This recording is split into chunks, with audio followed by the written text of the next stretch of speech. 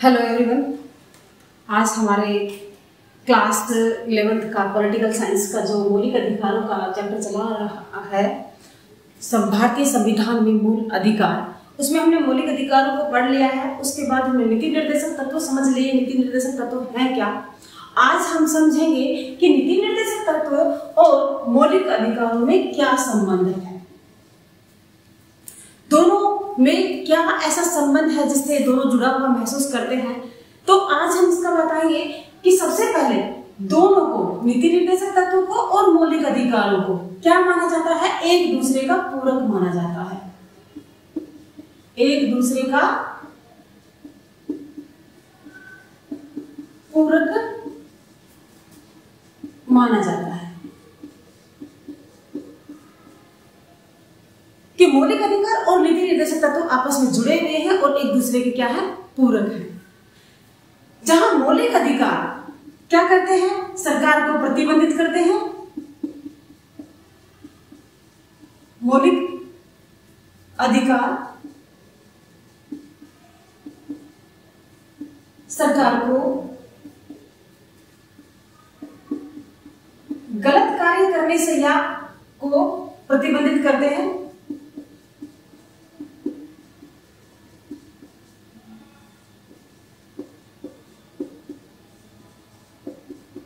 वही नीति निर्देशक तत्व क्या करते हैं?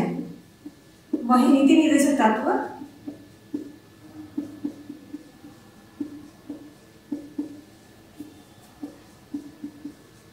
सरकार को लोक कल्याणकारी कार्य करने के लिए प्रेरित करते हैं। लोक कल्याण के कार्य करने के लिए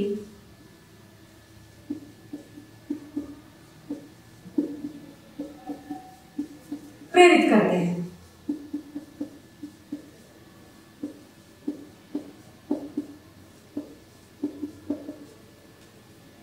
कि मूल अधिकार तो सरकार को ऐसा कार्य करने पर प्रतिबंध लगाएगी जिससे नागरिकों की स्वतंत्रता या समानता पर प्रतिबंध लगे, जबकि नीति निर्देशक तत्व ऐसे हैं जो समाज के कल्याण के लेकर के कार्य करने के लिए सरकार को बाध्य करती है या उसको नैतिक रूप से अग्रेसित या प्रेरित करती है। तो ये, लेकिन इसके बावजूद माना जाता है कि दोनों क्या है? विपरीत।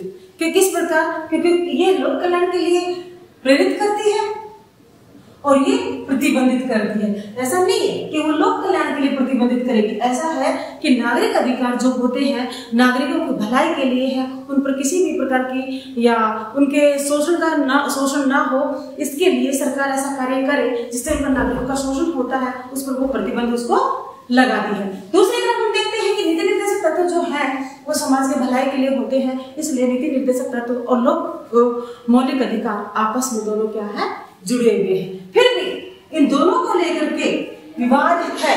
सबसे पहले जो विवाद था जमींदारी कानून को लेकर के था। जमींदारी कानून को लेकर उन्मूलन, जमींदारी कानून का जो उन्मूलन था उसको लेकर के विवाद हुआ। किस प्रकार? सरकार और न्यायपालिका, क्योंकि मौलिक अधिकारों की जो संरक्षक है वो किसको माना जाता है? न्यायपालिका को। तो सरकार और न्यायपालिका आपस में दोनों जमींदारी कानून के उन्मूलन पर आमने सामने हो गई। कैसे? क्योंकि सरकार चाहती थी कि जनता की भलाई के लिए, समाज की भलाई के लिए, समाज के कल्याण के लिए जमींदारी कानून पर रोक लगे, जमींदारी प्रथा को समाप्त किया जाए, जबकि संपत्ति के अधिकार के आधार पर संपत्ति रखने का अधिकार मौलिक अधिकार है।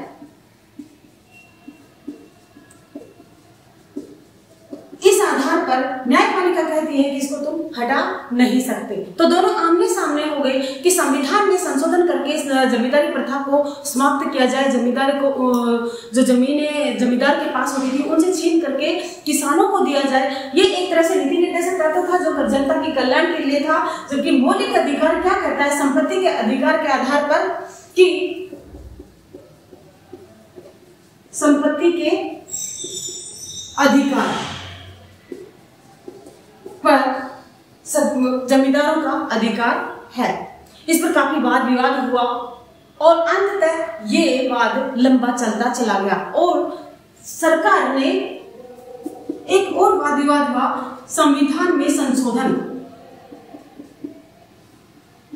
संविधान में संशोधन को लेकर के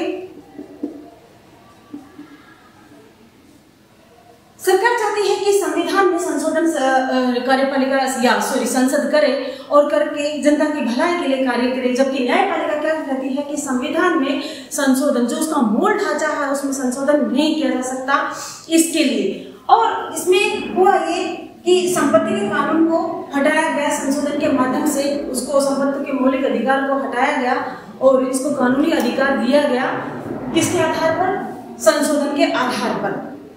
संविधान के संशोधन जो होना है इस पर काफी समय तक वाद विवाद चलता रहा और अंत में केशवानंद भारती जो मामला आया था, केशवानंद भारती मामले में ये फैसला लिया गया कि सरकार संसद संविधान के मूल ढांचे में संशोधन न करके उसमें परिवर्तन कर सकती है, यानी कि जो संविधान का मूल ढांचा था उसमें संसद परिवर्तन नहीं कर सकती, संशोधन नहीं कर सकती। इस प्रकार बहुत सारे ऐसे मामले आए जहां नीति निर्देशक तत्व और मौलिक अधिकार आपस में टकराए, इनमें टकराव महसूस हुआ क्योंकि मौलिक अधिकार जो है न्यायपालिका के संरक्षण में है और नीति निर्देशक तत्व जो है सरकार को कार्य करने के लिए बाधित, यानी कि कार्यपालिका को कार्य करने के लिए कार्यपालिका को कार्य करने के लिए प्रेरित करती है और न्यायपालिका मौलिक अधिकारों का संरक्षण प्रदान करती है।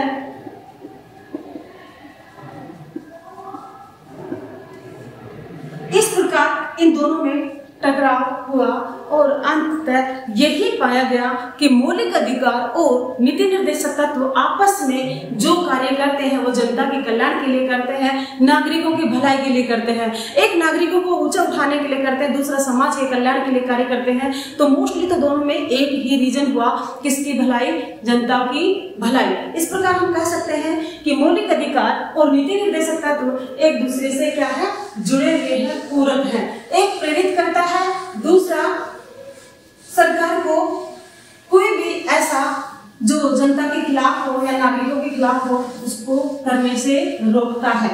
तो दोनों ही आपस में जुड़े हुए हैं। इस प्रकार अगला जो हमारा पॉइंट है वो है नीति निर्देशक तत्वों के उद्देश्य। नीति निर्देशक तत्वों के उद्देश्य।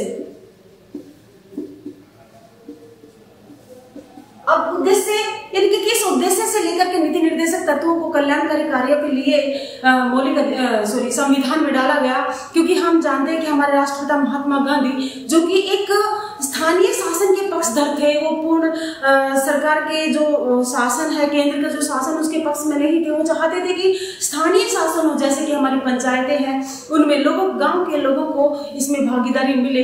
तो इस आधार पर एक निर्देशक तत्वों को संविधान में डाला गया, उनकी पूर्ति करने के लिए, एक समाज के कल्याण की पूर्ति की करने के लिए। फिर भी हम देखते हैं कि इनके क्या क्या ऐसे उद्देश्य हैं जिनके आधार पर नीति निर्देशक तत्व कार्य करते हैं। तो सबसे पहले क्या कार्य रहेगा इसका? क्या उद्देश्य है? लोक कल्याणकारी कार्य करना। पहला उद्देश्य क्या है कि जनता के कल्याण के लिए कार्य करना, जनता की भलाई के लिए कार्य करना, नागरिकों के आर्थिक, दूसरा नागरिकों के आर्थिक, राजनीतिक और सांस्कृतिक मानते हैं या सामाजिक मानते हैं, सामाजिक विकास का कार्य करना। तो ये इसका उद्देश्य था। इस प्रकार हम कह सकते हैं कि जनता की भलाई के लिए, जनता के लोक कल्याण कार्य के लिए, उसके नागरिकों के आर्थिक, जैसे हम जानते हैं कि आर्थिक भलाई के लिए सरकार समय समय पर बहुत सारी योजनाएं निकालती है। उद्योगों के लिए, छोटे उद्योग लगाने के लिए लोगों को लोन देती है सस्ते ब्याज पे। दूसरे किसानों को अगर ऐसा नुकसान हो जाता है फसल में तो उनके लिए बीमा तैयार है। तो बेरोजगारी भत्ता भी है, रोजगार उपलब्ध कराना महान, जो कि हमें पता भी है, मनरेगा जो हमारे सामने है, ऐसी ही एक योजना है जिसे बेरोजगारों को रोजगार मिल सके, यानी कि साल में 100 दिन का तो रोजगार हर व्यक्ति को मिले। तो ये किसके लिए है? आर्थिक कल्याण के लिए, कि लोगों का या नागरिकों का आर्थिक कल्याण। और राजनीति के लिए है, जैसे कि हमें पता है कि पंचायती राज व्यवस्था, पंचायतों की व्यवस्था हमने नीति निर्देशक तत्वों को ध्यान में रखते हुए स्थानीय शासन का विकास करने के लिए ही इनको बढ़ावा दिया, और आज तो इनको संविधान में भी मान्यता है। तो पंचायती राज जो है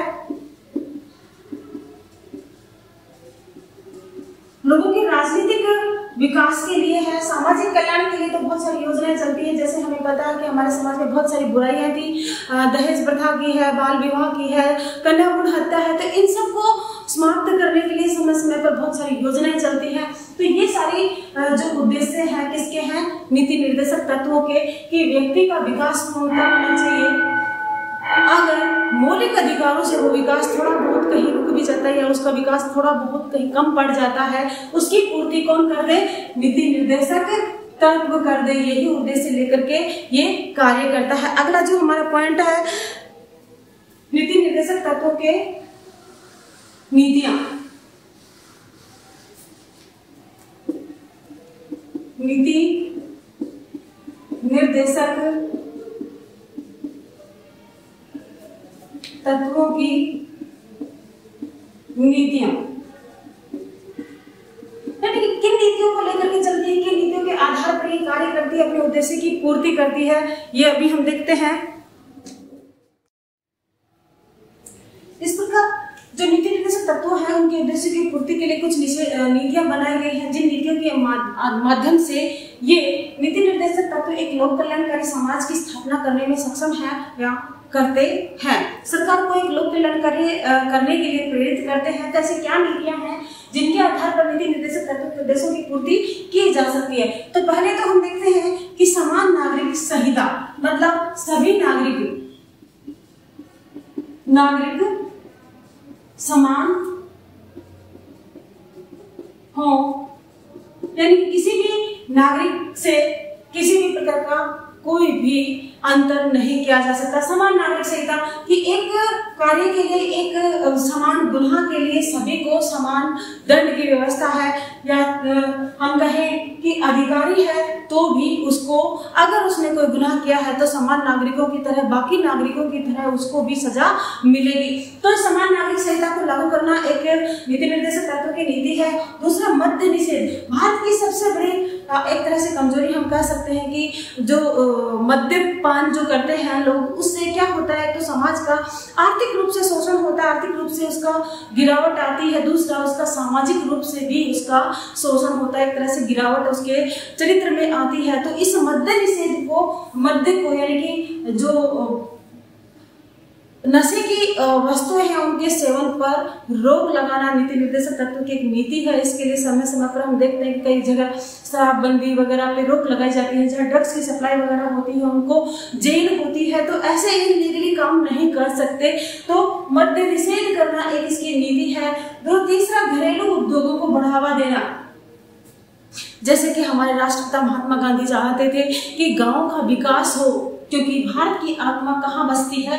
गांव में बसती है। और गांव में जो छोटे छोटे उद्योग होते हैं उनसे लोग क्या होंगे? स्वावलंबी होंगे, उनका खुद का विकास होगा, आर्थिक रूप से वो मजबूत होंगे। इसके लिए छोटे छोटे उद्योगों को क्या देना? बढ़ावा देना। फिर चौथा हम देखते हैं उपयोगी पशुओं को मारने पर रोक। कई बार होता है कि हमारे उपयोगी पशु होते हैं जिनको मार दिया जाता है, जैसे हम अभी चला हुआ है कि गाय को क्या बनाया जाए? राष्ट्रीय पशु तो ये ऐसे जो बहुत से समय समय पर क्योंकि उनको मारा जाता है, जबकि वो दुधारू है, दूध देती है, बहुत सी जगह उनको मारा जाता है। तो ऐसे जो पशु हमारे लिए बहुत उपयोगी हैं, उनको मारने पर रोक, जैसे हम देखते हैं कि जंगल में हिरण को या इनको हम मार नहीं सकते, अगर हमने ऐसा कुछ किया है तो हमें क्या होगी, सजा होगी। ऐसे ही ग्राम पंचायतों को प्रोत्साहन, जैसे मैं तुम्हें पहले ही बता चुकी हूँ, आज इसको कानूनी सहायता या संविधान में भी मान्यता है कि पंचायतों के आधार पर स्थानीय शासन का विकास करना, कि स्थानीय लोगों को अपने जो राजनीतिक उसकी नॉलेज है वो कहाँ से आएगी, पंचायतों से आएगी। यानी कि अपने गांव के आधार पर शासन जब वो संभालेंगे तो वो बड़े लेवल पे भी शासन संभाल सकते हैं। इस प्रकार पंचायतों को प्रोत्साहन देना ताकि गांव की जो समस्याएं हैं वो स्थानीय रूप से ही सॉर्ट आउट हो जाए, उनका समाधान वही हो जाए और लोगों में क्या आए, जागृति आए। इस प्रकार ये नीति निर्देशक तत्वों की नीतियां थी। इस प्रकार हमारा ये चक्र आज समाप्त होता है। इसके आगे वाला चक्र हम अगली वीडियो में करेंगे। तब तक के लिए जय हिंद, जय भारत।